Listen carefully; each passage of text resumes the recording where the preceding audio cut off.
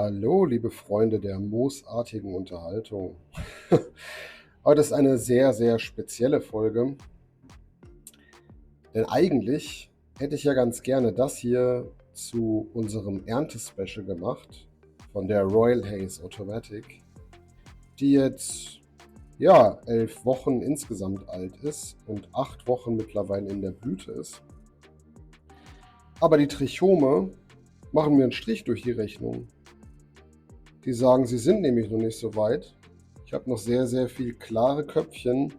Hier und da sieht man so einzelne, vielleicht leicht milchige. Und tja, was soll ich sagen? Wir werden es uns gleich nochmal am Ende natürlich anschauen. Vielleicht fällt dem einen oder anderen ja doch noch was mehr auf oder hat irgendwie eine andere Meinung zum Reifegrad der Pflanze. Aber ich möchte doch jetzt vielleicht nochmal eine Woche warten. Bin mal gespannt, was ihr dazu sagt. Ja, nur geht mir jetzt so ein bisschen der Inhalt von dem Video flöten. Also gucken wir uns einfach mal die Pflanzen an und ich erzähle einfach ein bisschen was dazu und versuchen wir einfach mal die Woche so gut es geht zu überbrücken, weil Erntedankfest kann wohl erstmal nicht gefeiert werden. Jetzt schiebt diese Pflanze auch tatsächlich, ich glaube, hier sieht man es vielleicht, hier unten, schiebt sie auch nochmal so kleine Nachblüten raus, wo so weiße Fädchen auch wieder dran sind. Also als würde sie nochmal auf die letzte Woche Gas geben wollen und nochmal ein bisschen dickere Buds machen. Es ist ja unsere kleine Pflanze, ne? Unsere kleine Royal Haze Automatic, die ich zurechtgestutzt habe, die sichtlich hier in ihren persönlichen Herbst geht. Aber wenn ich mir das mal so anschaue, was da für Blüten dran sind, finde ich es schon beachtlich und die werden immer noch dicker und dicker. Also ich bin wirklich gespannt, was da dann mal für eine Grammzahl rauskommen wird. Ja, sie steht nach wie vor unter 600 ppfd. Hier filme ich mal eben ab. Temperatur ist bei 23,4 und die Luftfeuchtigkeit bei 55%. Das passt auch soweit. Ich mache mir ja moderat Sorgen wegen Schimmel, ehrlich gesagt. Der Ventilator läuft hier natürlich und pustet da so schön drüber über die Blüten. Hier unten läuft ja mein Stromfresser, der Luftentfeuchter auch. Einfach damit ich hier das Risiko, soweit es geht, minimieren kann, dass hier ein Schimmel sich irgendwie breit macht. Ja, und dann würde ich sagen, ich beobachte das von Tag zu Tag. Wie gesagt, wir gucken uns am Ende des Videos nochmal die Trichome gemeinsam an. Aber es lohnt ja auch nicht, jetzt verfrüht zu ernten, nur damit ich euch hier irgendwie einen speziellen Inhalt oder sowas geben kann. Ne? Ansonsten gibt es tatsächlich recht wenig zu sagen. Also ich bewässere sie ganz normal weiter, gebe jetzt tatsächlich aber keinen Dünger mehr dazu, sondern wieder nur noch das pH-regulierte Wasser. Und dann schauen wir mal, wie weit wir kommen. Ich kann es trotzdem kaum abwarten hier. Und zu guter Letzt, ihr wisst Bescheid, schauen wir in das Grow-Zelt von unserem lieben Sponsor Mars Hydro, ja, das uns hier Mars Hydro freundlicherweise zur Verfügung gestellt hat, mit der Mars Hydro LED-Lampe FCE 1500 und der neuesten Variante des Ventilators hier, der hier seine Runden dreht, und zwar auf der Natural Wind Stufe 5 habe ich das eingestellt, das heißt, der pustet mal stark und mal weniger stark und ist auf 45 Grad Schwenken hier eingestellt. Und ihr seht, darunter ist der Temperatur- und Luftfeuchtigkeitssensor, der den Inline-Lüfter hier bedient. Und das funktioniert auch, also genauso wie die Steuerung der Lampe, funktioniert das über diese USB-Sticks und die App wirklich nach wie vor wirklich super. Die Luftfeuchtigkeit hier habe ich auf einen Zielwert von 65 eingestellt. Und sollte es an die 70 gehen, dann geht der Inline-Vent eben an und hält das wieder ein bisschen niedriger.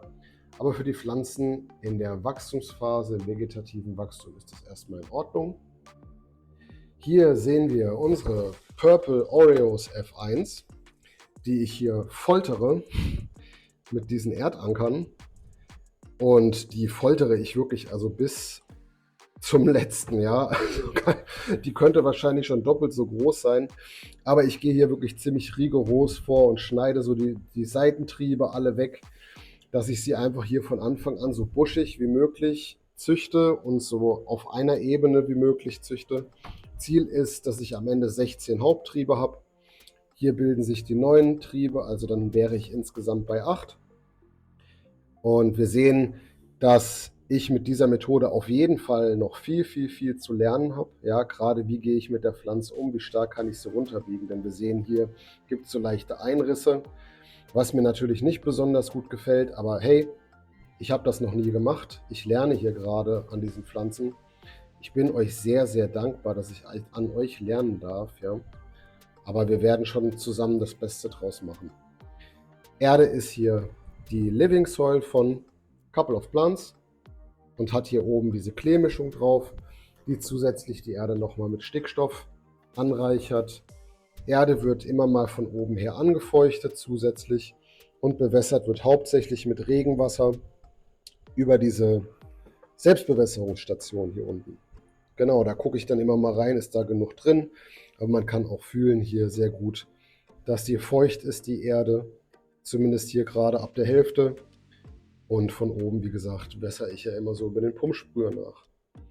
Purple Oreos F1, genau, die kleinere von den beiden Pflanzen hier in dem Zelt. Und das hier ist unsere OG Kusch, die nach gleicher Trainingsmethode erzogen wird. Wir haben auch bei ihr jetzt gerade 8 Haupttriebe. Und Ziel wird es auch sein, hier jeweils nochmal zu toppen, sodass wir auf 16 Triebe kommen. Manche von euch machen 24 Triebe. Mahatma Gandhi hat, glaube ich, in einem Video auch über 100 Triebe. Ich weiß es nicht, ja.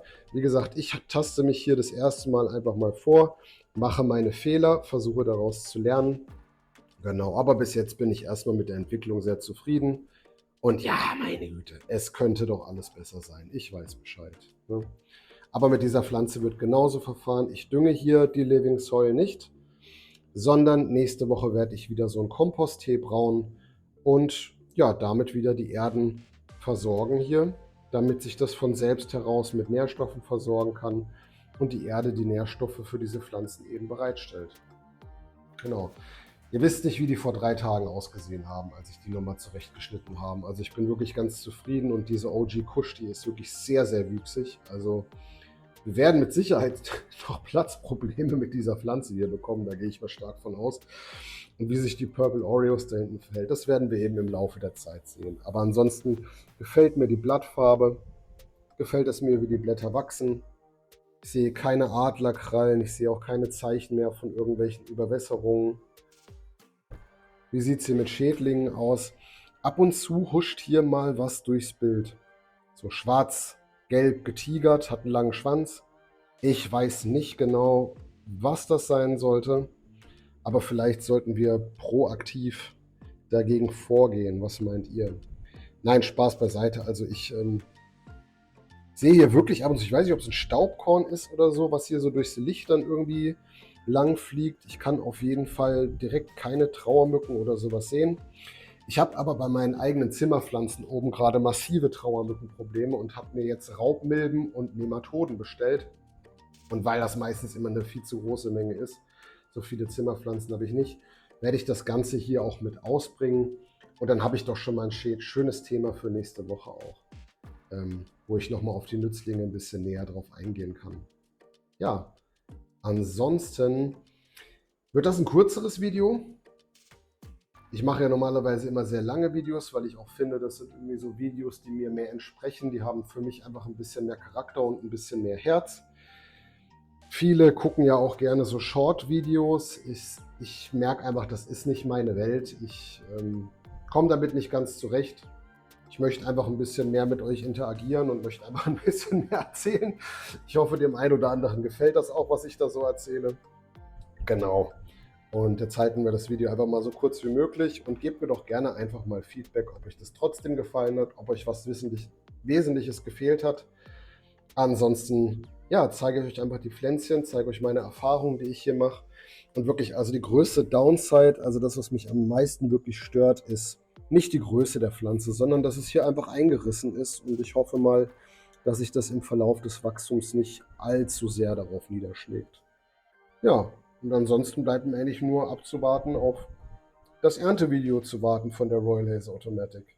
Ich hoffe, ihr seid doch auch gespannt. wie viel bei den Mini-Pflänzchen letztendlich hängen bleibt, oder? Also, dann würde ich mal sagen, bis nächste Woche. Habt noch einen schönen Rest. Samstag oder Sonntag muss ich gucken, wann ich das Video rausstelle. Und bis bald. Macht's gut, euer Michi.